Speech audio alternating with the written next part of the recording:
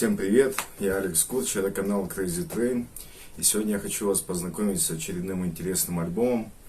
Это российско-белорусский проект Atra Heresis, что с латинского переводится как «Черная ересь». Альбом называется «Претиум», что также с латинского можно перевести как «Плата», «Воздаяние», ну а также «Возмездие». Давайте традиционно начнем сразу изучение альбома с его оформления, с буклета и обложки. Довольно-таки, как по мне, интересная и довольно-таки зловещая обложка с логотипом группы, какие-то отрезанные руки, причем явно со следами гвоздей, что как бы намекает о некой религиозной или, не знаю, антирелигиозной направленности альбома. Внутри буклета мы имеем тексты. Задник показывает нам название песен и название коллаборации лейблов, которые участвовали в издании этого альбома. Их можно будет увидеть сейчас на экране. Компакт-диск красиво очень изготовлен и пит-арт на рабочей поверхности. Далее, изучая содержание буклета, на его задней части мы видим состав группы и другую техническую информацию. И первым, что бросается в глаза, это то, что первой строчкой состава группы идет Александр Дорохин со своей ролью в группе как мьюзик, то есть музыка. По всей вероятности, он является автором или, правильно сказать, композитором этого альбома. Может быть, это не совсем так, тогда поправьте меня в комментах, будет интересно, потому что для меня такое вот впервые. Ну и еще интересно, что лирика на альбоме также сочинена не участниками группы, которые играют на инструментах и поют, а другими людьми. Ну, все это можно увидеть вот здесь на заднике. Так, теперь еще интересные факты о составе группы. Здесь на вокале Сергей Амбразевич, который играет в белорусской группе Навьяра на барабанах, и Алексей Веселов на басу, который известен своим участием в группах Bestial Deform и Эфир Андуин, на альбомы, который или альбом, уже точно не помню, я также делал обзоры. Ну а теперь поговорим о самом главном, непосредственно о музыке.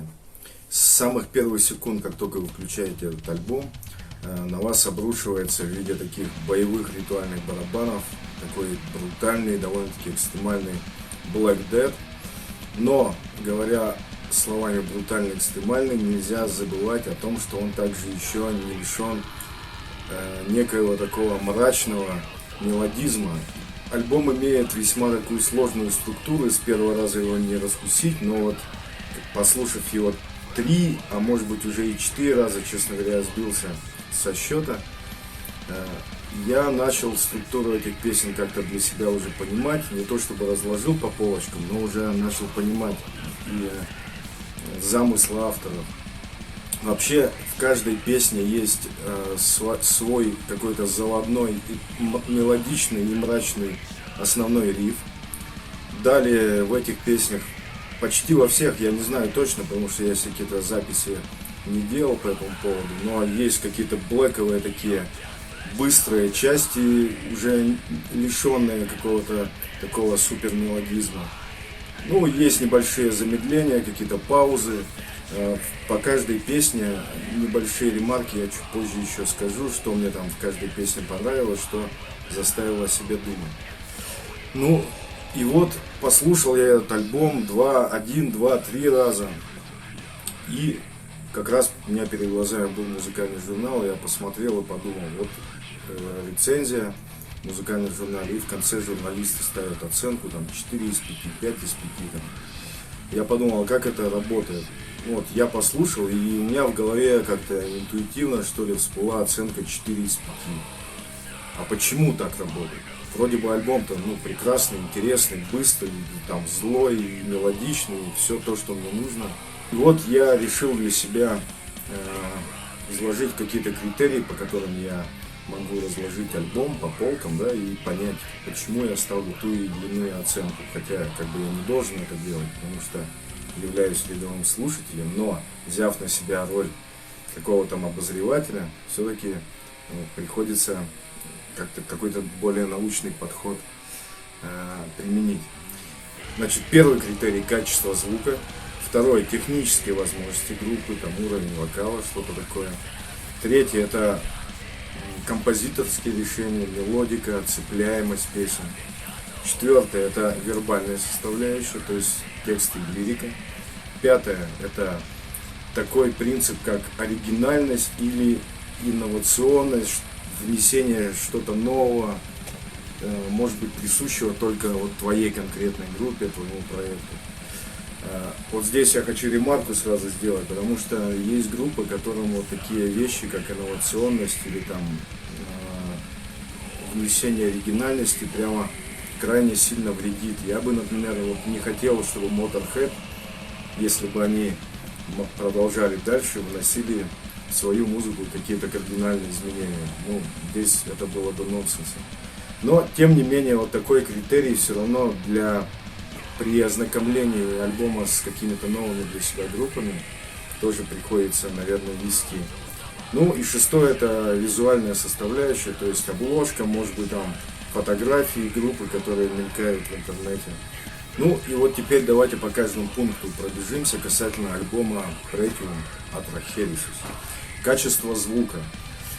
Казалось бы, в современном мире, вот на современном уровне звучания группа звучит достаточно уверенно, но зная, как звучали старые группы, какие-то там в 96-м, может быть, там еще в каких-то там годах, когда эта музыка только развивалась, я понимаю, что звучание группы все-таки несколько плосковато, оно шквалистое, такое, как стена звука, и при этом я решил прибегнуть к техническим средствам и померил динамический диапазон, ну и ожидаемо он оказался 5.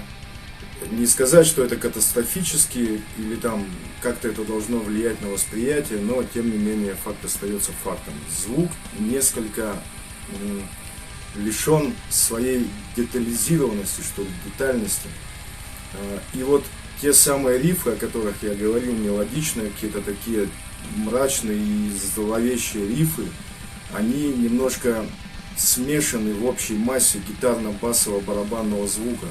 Хотелось бы, чтобы вот когда звучат эти рифы, они были немножко подняты на передний план. Но для этого, по всей вероятности, требуются какие-то другие приемы звукорежиссуры при записи альбома. Второй пункт — это технические возможности группы, уровень вокала. Никаких претензий, здесь все на высшем уровне, сыграно все прекрасно, вокал представляет из себя такой злобный скрим или харш-вокал, не знаю, как точно сказать, нечто среднее между скримом и гроулом. Все на высшем уровне, 5. Композиторские решения и цепляемость. Скажем так, если человек слушает альбом первый раз или второй, то ему будет трудно, наверное, для себя какие-то хиты открыть. Но если вы слушаете 3 и более раз, понятно, что вы открываете для себя все более и более новые фишки. И за эти вот замечательные рифы и, пожалуй, даже и за гитарное соло, которое в некоторых песнях так это довольно-таки сильно выделяются, я ставлю группе 4. Так, 4-й пункт — вербальная составляющая, как я это назвал, или по-простому это лирика. Сразу скажу, что я не изучил ее полностью. На метал-архивах представлен только один трек. Я его так бегло через переводчик пробежался. Ну и почитал еще первый трек, который называется Hate Christ. Да, правильно? Да, Hate Christ. Что можно перевести как христоненависть, что ли. Я бы подумал, ну, наверное, это сатанизм. Но вникнув в текст, так его почитав, я понял, что здесь скорее, если я ошибаюсь, поправьте меня, что здесь скорее сожаление о том, как человечество там в течение своей истории и развития религии извратило учение Христа и то, что он изначально хотел людям сказать. Мне показалось, что это так. Ну и остальные тексты я, конечно, пробежал так очень поверхностно, но мне показалось, что тексты имеют под собой очень долгие раздумья и какую-то философскую составляющую. Поэтому за этот пункт я оцениваю тоже.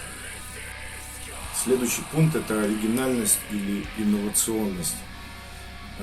Вот мне не показалось, что группа что-то показала такое особенно новое, оригинальное. Ну и, как я уже говорил, может быть, это и не требуется, когда проект играет что-то для себя определенное, найдя для себя какое-то течение музыки, которым они хотят следовать. Поэтому я не ругаю, но этот пункт — это не 2, как знаете, плохо. Это 2 как градация в этом регистре. 5 это абсолютно оригинально, да? 4 группа делает все возможное, чтобы быть максимально оригинальной. Ну, 3 это какие-то элементы оригинальной группы присутствуют, присущие только ей или только там этому жанру. Ну, 2 это вот как сейчас. То, что мы имеем, то есть, группа следует в конве экстремального, брутального, но мелодичного Black Death. Это не отрицательная оценка, это просто пункт для того, чтобы научно поставить оценку за альбом. Ну и визуальная составляющая. В основном мы сейчас говорим вот об обложке и о заднике, потому что, и оформлении самого компакт-диска. Больше каких-то там визуальных материалов я не нашел при таком беглом поиске. В том числе и на Metal архивах тоже фотографий группы нет. Но, тем не менее, сразу скажу, что буклет выполнен красиво, обложка зловещая, интересная, соответствующая данному направлению и этому альбому. Поэтому за этот пункт я ставлю 5. И что мы получаем в итоге?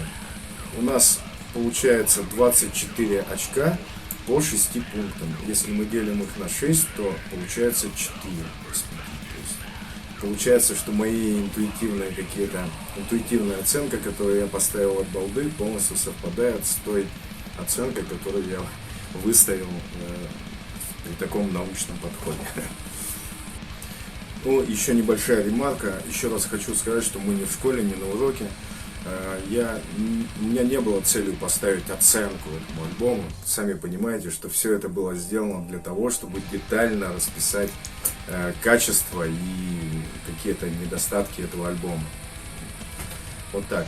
Ну и в конце совсем коротко хочу отметить кое-какие нюансы, которые мне в каждой песне понравились. Может быть, не в каждой. Вот в первой песне, в середине, мне показался довольно интересным такой эпичный кусок в духе викинг-металла от Амона Амарта. Третий трек очень сильно зацепил качающим рифом, прямо таким, от которого голова сама прямо начинает качаться. Замечательный трек, третий самый лучший на альбоме. Да, также, пока не забыл, третий трек запомнился таким замечательным гитарным соло в духе, как мне показалось, Энди Ли Рока и Скин Даймонд.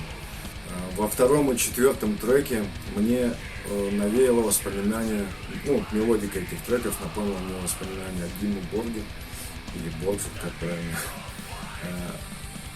Естественно, надо понимать, что здесь гораздо меньше симфонизма, меньше клавиш, но какое-то вот общее настроение от Димы Боргера присутствует. Ну и хочу еще отметить последнюю, 6-ю песню. Она такая немножко отличающаяся от предыдущих 5. Она наиболее атмосферная на альбоме. И в нем есть партия женского вокала, которая исполняет Люка из Fear Undoing, из одного из альбомов, где она исполняла роль лидирующего вокала.